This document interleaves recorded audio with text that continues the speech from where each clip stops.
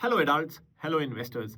आज हम बात करेंगे एनपीएस की। नेशनल पेंशन स्कीम में बेस्ट पेंशन फंड मैनेजर कौन है, क्योंकि म्यूचुअल फंड की तरह ही यहां बहुत सारे फंड्स अवेलेबल हैं जिनका परफॉर्मेंस डिफर करता है और आपके पास ये फ्लेक्सिबिलिटी है कि भले ही आप एनपीएस से पैसा निकाल नहीं सकते हो, बहुत ही रूल्स रिजिड है, लेकिन आप अपना फंड या स्कीम को साल में एक बार चेंज कर सकते हो।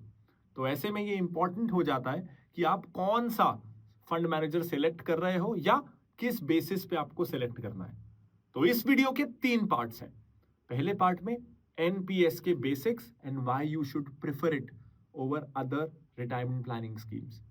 पार्ट नंबर 2 हम बताएंगे हमने बेस्ट पेंशन फंड मैनेजर कौन सा चुना और कैसे चुना। थर्ड, मैं आपको बताऊंगा कि आपकी सर्कमस्टांसेस के हिसाब से आपको कितना कॉर्पस चाहिए रिटायरमेंट के लिए, उसे कैसे कैलकुलेट करो और फिर कितना अमाउंट आपको हर महीने, हर क्वार्टर या हर साल अपनी रिटायरमेंट प्लानिंग की तरफ डालना है।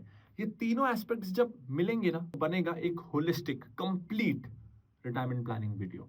This is Pranjal Kamra with Finology for serious investors for adults. सबसे पहला और शायद सबसे जरूरी सवाल, रिटायरमेंट प्लानिंग के लिए एनपीएस ही क्यों? पीएफ क्यों नहीं? एफडी क्यों नहीं? म्यूचुअल फंड, एसआईपी क्यों नहीं?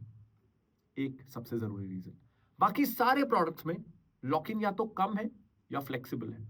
एनपीएस में लॉक इन ज्यादा है, 55-60 साल डिपेंडिंग ऑन योर सर्कमस्टांसेस, और बहुत कम केसेस में आप उस पैसे को प्री मेच्योरली विड्रॉ कर पाओगे, एक्सट्रीम इमरजेंसीज में ही कर पाओगे। आयरनी पता है क्या है? इसी कारण लोग एनपीएस से दूर भागते हैं, लेकिन एक रिटायरमेंट प्लानिंग प्रोडक्ट में डिसिप्लिन बिल्ट इन है। यही तो उसकी सबसे बड़ी खासियत है ना। एक डेटा तो ये तक कहता है कि 70% से ज्यादा इंडियंस रिटायरमेंट की एज में रिग्रेट करते हैं कि उन्होंने इनफ सेविंग्स नहीं की अपनी रिटायरमेंट के लिए। ऐसा क्यों होता है? क्योंकि हमेशा हमारी short term, medium term priorities हमारे रिटायरमेंट के ऊपर आ जाती हैं, और हर बार हम यही सोचते हैं हमारी रिटायरमेंट को तो बहुत टाइम है, अभी तो मैं 30s में हूँ, अभी तो मैं 40s में हूँ, 50s में कर लूंगा ना। खर्चे हैं कि बढ़ते ही चले जाते हैं, सेविंग्स हैं कि होती ही नहीं। रिटायरमेंट पे आप अपने बच्चों पे डिपेंड हो जाते हो, आपकी इंडिपेंडेंस चली जाती है, उनकी चॉइसेस आपकी लाइफ को डिफाइन करती हैं। ये आपके साथ नहीं होना चाहिए। इसके लिए रिटायरमेंट प्लानिंग बहुत ज़रूरी है। रिटायरमेंट प्लानिंग के लिए NPS with its built in discipline बहुत ज़रूरी है। प्लीज स्टार्ट करिएगा। अब एनपीएस में ना, अनलाइक पीएफ, एक डिफरेंस है। पीएफ में इंटरेस्ट रेट इज फिक्स्ड, मोर और लेस फिक्स्ड, गवर्नमेंट रिवाइज करती रहती है। एनपीएस में return is partly equity market dependent, क्योंकि इक्विटी में भी सब्सटैंशियल शेयर लगता है। इसमें ना पैसा 3 पार्ट्स में डिवाइडेड होता है। इक्विटीज में यानी स्टॉक्स में पैसा लगता है, कॉर्पोरेट डेट में, कॉर्पोरेट बॉन्ड्स में पैसा लगता है, और गवर्नमेंट बॉन्ड्स में भी पैसा लगता है। ये 3 कैटेगरीज में पैसा लगता है। यानी इसे आप ना, अगर म्यूचुअल फंड की भाषा में बोलूं तो एक हाइब्रिड फंड समझ सकते हो। लेकिन इनफैक्ट इसमें एक और अच्छी बात है जो इसे एक हाइब्रिड फंड से बेटर बनाती है। यहां आपके पास 2 ऑप्शन है। या तो आप खुद डिसाइड कर सकते हो कि आपके 100 रुपए में से कितना पैसा इक्विटी में जाए, कितना कॉर्पोरेट में जाए, कितना गवर्नमेंट में जाए।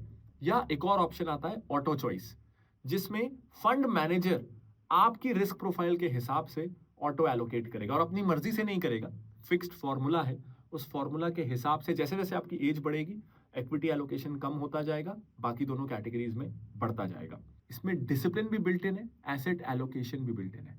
1.5 लाख का जो एटीसी वाला टैक्स एग्जेम्पशन है वो तो है ही, उसके अलावा 50,000 का एडिशनल टैक्स बेनिफिट भी अवेलेबल है, जो इसे यूनिक बनाता है, स्पेशली सिर्फ एनपीएस के लिए। तो ओवरऑल हर एंगल से it becomes a great investment instrument.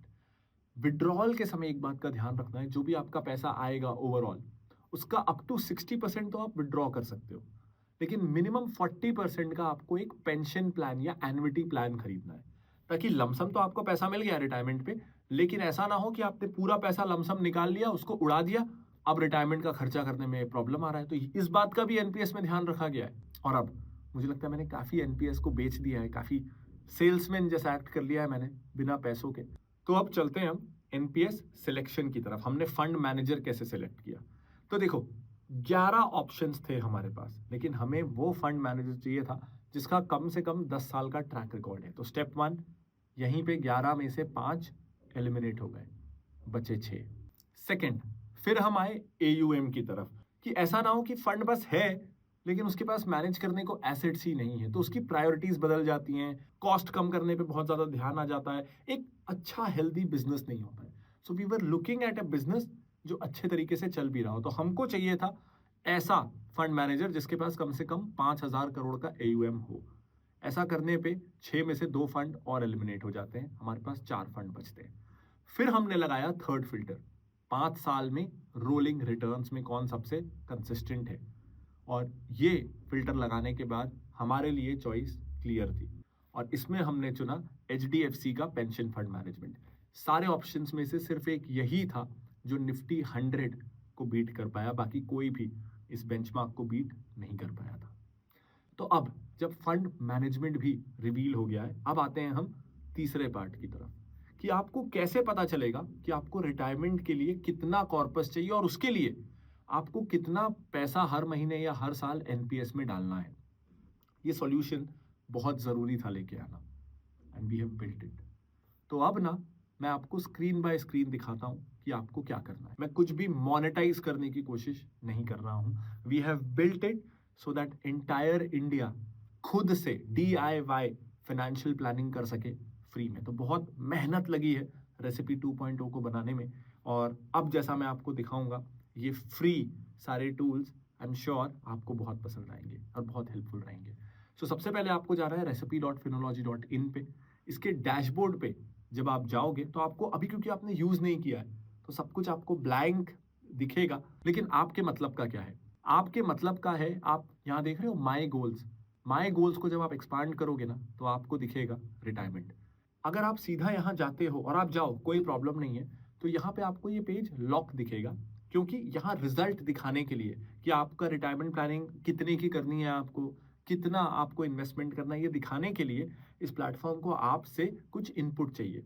तो वो आपको बताएगा कि आप यहाँ जाओ और इन फील्ड्स को भरो। वंस आपने ये सारी चीजें भर दी, काफी सीरियसली भरिएगा, रैंडम फिगर्स मत डालिएगा। जब एक बार आपने ये कर लिया तो ये आपको दिखाएगा कि based on your current expenditure, अभी आपके मंथली खर्चों के हिसाब से, और बेस्ड ऑन कि आप किस उम्र में रिटायर होना चाहते हो, आपको कितना पैसा लगेगा रिटायरमेंट के समय। फिर ये आपको बताएगा कि इसको मीट करने के लिए आपको कितना पैसा इन्वेस्ट करना है हर मंथ। तो ये आपको बता देगा आपको कितने पैसों की जरूरत है और कितना पैसा आपको इन्वेस्ट करना है। ये दो चीजें बहुत ज्यादा जरूरी है। तो प्लीज recipe.phinology.in पे आइए और अपना फ्री रिटायरमेंट प्लान जरूर खुद बना लीजिए। I think this will help you for life. और उसके बाद अगर आप वेल्थ क्रिएशन भी चाहते हो तो फिनोलॉजी 30, जहां हम देंगे साल में 30 stocks for long term investors, वो तो है ही। आप रेसिपी में एक बार लॉग इन करते हैं तो आप उसको भी सब्सक्राइब कर ही सकते हैं, ताकि रिटायरमेंट प्लानिंग और आज वेल्थ क्रिएशन दोनों हो सके। This is Pranjal Kamra signing off. Bye bye.